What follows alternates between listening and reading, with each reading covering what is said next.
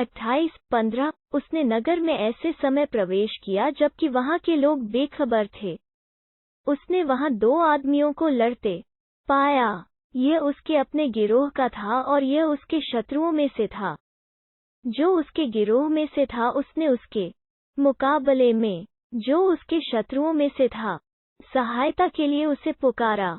मूसा ने उसे घूंसा मारा और उसका काम तमाम कर दिया। कहा, यह शैतान की कार्यवाही है, निश्चय ही वो खुला पथभ्रष्ट करने वाला शत्रु है।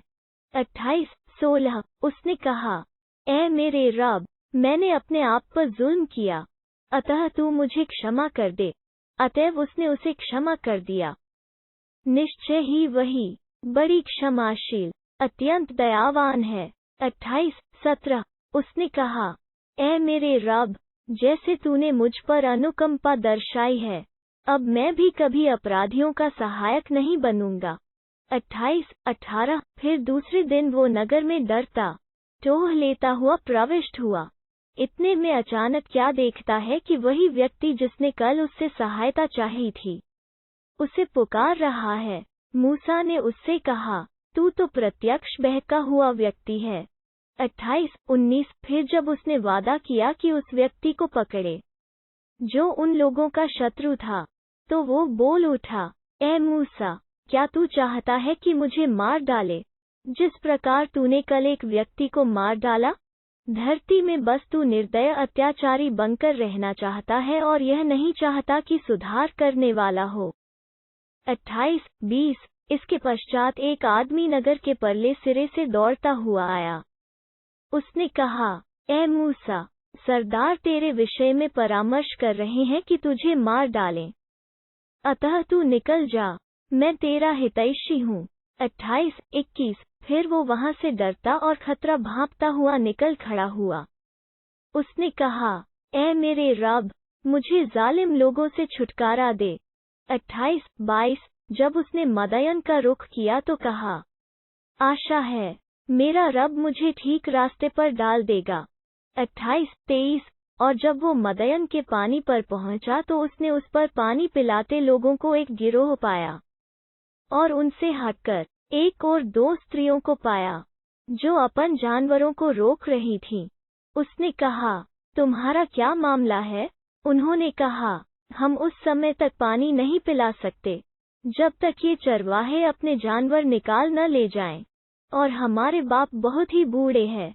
28-24 तब उसने उन दोनों के लिए पानी पिला दिया। फिर छाया की ओर पलट गया और कहा, ऐ मेरे रब, जो भलाई भी तू मेरी उतार दे, मैं उसका जरूरतमंद हूँ। 28-25 फिर उन दोनों में से एक लजाती हुई उसके पास आई। उसने कहा, मेरे बाप आपको बुला रहे हैं ताकि आपने हमारे लिए जानवरों को जो पानी पिलाया है उसका बदला आपको दें। फिर जब वो उसके पास पहुंचा और उसे अपने सारे वृतांत सुनाए तो उसने कहा, कुछ भय न करो, तुम जालिम लोगों से छुटकारा पा गए हो। 28-26 उन दोनों स्त्रियों में से एक ने कहा, ऐ मेरे बाप, इसको मजदूरी पर रख लीजिए। अच्छा व्यक्ति जिसे आप मजदूरी पर रखें वही है जो बलवान अमानतदार हो। 28-27 उसने कहा, मैं चाहता हूँ कि अपनी इन दोनों बेटियों में से एक का विवाह तुम्हारे साथ इस शर्त पर कर दूं कि तुम 8 वर्ष तक मेरे यहाँ नौकरी करो, और यदि तुम 10 वर्ष पूरे कर दो तो यह तुम्हारी ओर से होगा। मैं तुम्हें कठिनाई में डालना नहीं चाहता। यदि अल्लाह ने चाहा तो तुम मुझे नेक पाओगे। 28-28 कहा, यह मेरे और आपके बीच निश्चय हो चुका। इन दोनों अवधियों में से जो भी मैं पूरी कर दूं तो तुझ पर कोई ज्यादती नहीं होगी, और जो कुछ हम कह रहे हैं उसके विषय में अल्लाह पर भरोसा काफी है। 28-29 फिर जब मूसा ने अवधि पूरी कर दी और अपने घर वालों को लेकर चला तो तूर की ओर उसने एक आग सी देखी। उसने अपने घर वालों से कहा, ठहरो, मैंने एक आग का अवलोकन किया है, कदाचित मैं वहां से तुम्हारे पास कोई खबर ले आऊं या उस आग से कोई अंगारा ही, ताकि तुम ताप सको। 28-30 फिर जब वो वहां पहुंचा तो दाहिनी घाटी के किनारे से शुभ क्षेत्र में वृक्ष से आवाज आई, ए मूसा, मैं ही अल्लाह हूँ, सारे संसार का रब। उद्धरण चिन्ह 28-31। और यह कि डाल दे अपनी लाठी। फिर जब उसने देखा कि वो बल खा रही है जैसे कोई सांप हो तो वो पीठ फेर कर भागा और पीछे मुड़कर भी न देखा। ए मूसा, आगे और भय न कर, निस्संदेह तेरे लिए कोई भय की बात नहीं। 28-32। अपना हाथ अपने गिरेबान में डाल, बिना किसी खराबी के चमकता हुआ निकलेगा, और भय के समय अपनी भुजा को अपने से मिलाए रख। ये 2 निशानियां हैं तेरे रब की ओर से फिरौन और उसके दरबारियों के पास लेकर जाने के लिए। निश्चय ही वे बड़े अवज्ञाकारी लोग हैं। 28-33। उसने कहा, ए मेरे रब, मुझसे उनके एक आदमी की जान गई है, इसलिए मैं डरता हूँ कि वे मुझे मार डालेंगे। 28-34। मेरे भाई हारून की ज़बान मुझसे बढ़कर धारा प्रवाह है, अतः उसे मेरे साथ सहायक के रूप में भेज कि वो मेरी पुष्टि करे, मुझे भय है कि वे मुझे झुठलाएंगे। 28-35। कहा, हम तेरे भाई के द्वारा तेरी भुजा मजबूत करेंगे, और तुम दोनों को एक ओस प्रदान करेंगे कि वे फिर तुम तक न पहुंच सकेंगे। हमारी निशानियों के कारण तुम दोनों और जो तुम्हारे अनुयायी होंगे वे ही प्रभावी होंगे। 28-36। फिर जब मूसा उनके पास हमारी खुली खुली निशानियां लेकर आया तो उन्होंने कहा, यह तो बस घड़ा हुआ जादू है, हमने तो यह बात अपने अगले बाप दादा में कभी सुनी ही नहीं। 28-37। मूसा ने कहा, मेरा रब उस व्यक्ति को भली भांति जानता है जो उसके यहाँ से मार्गदर्शन लेकर आया है, और उसको भी जिसके लिए अंतिम घर है। निश्चय ही जालिम सफल नहीं होते। 28-38। फिरौन ने कहा, ए दरबार वालों, मैं तो अपने सिवा तुम्हारे किसी प्रभु को नहीं जानता। अच्छा तो ए हामान, तू मेरे लिए ईंटें आग में पकवा, फिर मेरे लिए एक ऊंचा महल बना कि मैं मूसा के प्रभु को झांकाऊं। मैं तो उसे झूठा समझता हूँ। 28-39। उसने और उसकी सेनाओं ने धरती में नाहक घमंड किया और समझा कि उन्हें हमारी ओर लौटना नहीं है। 28-40। अंततः हमने उसे और उसकी सेनाओं को पकड़ लिया और उन्हें गहरे पानी में फेंक दिया। अब देख लो कि जालिमों का कैसा परिणाम हुआ। 28-41। और हमने उन्हें आग की ओर बुलने वाले पेशवा बना दिया और क़यामत के दिन उन्हें कोई सहायता प्राप्त न होगी। 28-42। और हमने इस दुनिया में उनके पीछे लानत लगा दी और क़यामत दिन वही बदहाल होंगे।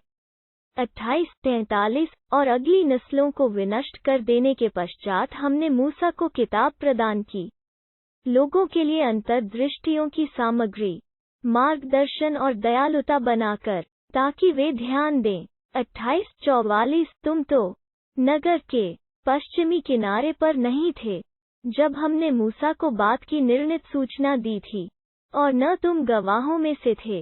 28-45। लेकिन हमने बहुत सी नस्लें उठाईं और उन पर बहुत समय बीत गया, और न तुम मदयन वालों में रहते थे कि उन्हें हमारी आयतें सुना रहे होते, किंतु रसूलों को भेजने वाले हम ही रहे हैं। 28-46। और तुम तूर के अंचल में भी उपस्थित न थे जब हमने पुकारा था, किंतु यह तुम्हारे रब की दयालुता है, ताकि तुम ऐसे लोगों को सचेत कर दो जिनके पास तुमसे पहले कोई सचेत करने वाला नहीं आया, ताकि वे ध्यान दें। 28-47। हम रसूल बनाकर न भेजते, यदि यह बात न होती कि जो कुछ उनके हाथ आगे भेज चुके हैं उसके कारण जब उन पर कोई मुसीबत आए तो वे कहने लगें, ए हमारे रब, तूने क्यों न हमारी ओर कोई रसूल भेजा कि हम तेरी आयतों का अनुसरण करते और मोमिन होते। उद्धरण चिन्ह 28-48। फिर जब उनके पास हमारे यहाँ से सत्य आ गया तो वे कहने लगे कि जो चीज़ मूसा को मिली थी उसी तरह की चीज़ इसे क्यों न मिली? क्या वे उसका इनकार नहीं कर चुके हैं जो इससे पहले मूसा को प्रदान किया गया था? उन्होंने कहा, दोनों जादू है जो एक दूसरे की सहायता करते हैं, और कहा, हम तो हर एक का इनकार करते हैं। 28-49 कहो, अच्छा तो लाओ अल्लाह के यहाँ से कोई ऐसी किताब जो इन दोनों से बढ़कर मार्गदर्शन करने वाली हो कि मैं उसका अनुसरण करूं। यदि तुम सच्चे हो। उद्धरण चिन्ह 28-50 अब यदि वे तुम्हारी मांग पूरी न करें तो जान लो कि वे केवल अपनी इच्छाओं के पीछे चलते हैं। और उस व्यक्ति से बढ़कर भटका हुआ कौन होगा जो अल्लाह की ओर से किसी मार्गदर्शन के बिना अपनी इच्छा पर चले। निश्चय ही अल्लाह जालिम लोगों को मार्ग नहीं दिखाता।